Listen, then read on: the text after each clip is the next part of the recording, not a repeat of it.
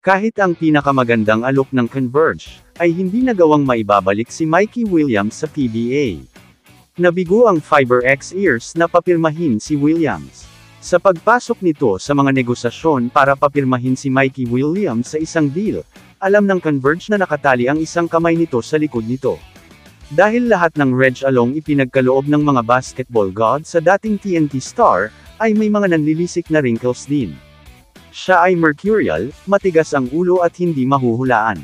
Hindi siya muling napapirma pagkatapos ng matagal na panahon, madalas na nakakabigo na mga negosasyon sa loob ng 26 na buwan, sa wakas ay sumuko ang tropang 5G at ipinagpalit ang mga karapatan ni Williams sa Converge noong Hunyo, sa isang blockbuster swap na naging headline ni Jordan Heading.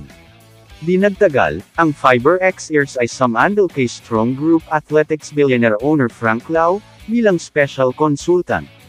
Isang pandaigdigang wheeler at dealer na may maraming interes sa negosyo sa iba't ibang bansa, natuwa si Lau sa hamon ng pagdrag pabalik kay Mikey sa isang liga, na minsan niyang kinuha bilang 2-time champion at 2-time finals MVP.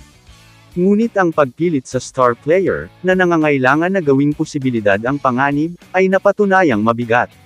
Matapos ang 17 linggong on and off na pag-uusap, lumilitaw na ngayon na hindi na makakasama si Mikey, sa darating na Philippine Cup Conference na magsisimula sa PBA Season 50 simula ngayong linggo. Pinagsama-sama ng Converge ang isang mapagbigay na isang taon na alok, na nagpahaba ng kanilang budget bilang isang independenteng koponan, ngunit hindi bumababa si Williams sa kanyang iniulat na presyo, na humihingi sa halaga na bawat buwan na 1.5 million, kasama ang mga perks at bonus. Ito ay hindi malinaw kung ang FiberX ears ay magpapatuloy na ituloy si Williams, sa kabila ng komperensyang ito. Maaari lamang nilang iyuko ang kanilang mga likod nang hindi nabali ang gulugod. Siguro oras na para mag-focus sa kung anong meron sila, sa halip na mag-aksaya ng mas maraming oras at lakas sa paghabol sa pipe dream. Si Mikey Williams ay hindi maglalaro para sa Converge. Gusto raw ni Mikey ng 1.5 million pesos kada buwan, kasama ang mga bonus at perks. Tumanggi ang Converge FiberX ears, sa hinihingi ng dating TNT gunner.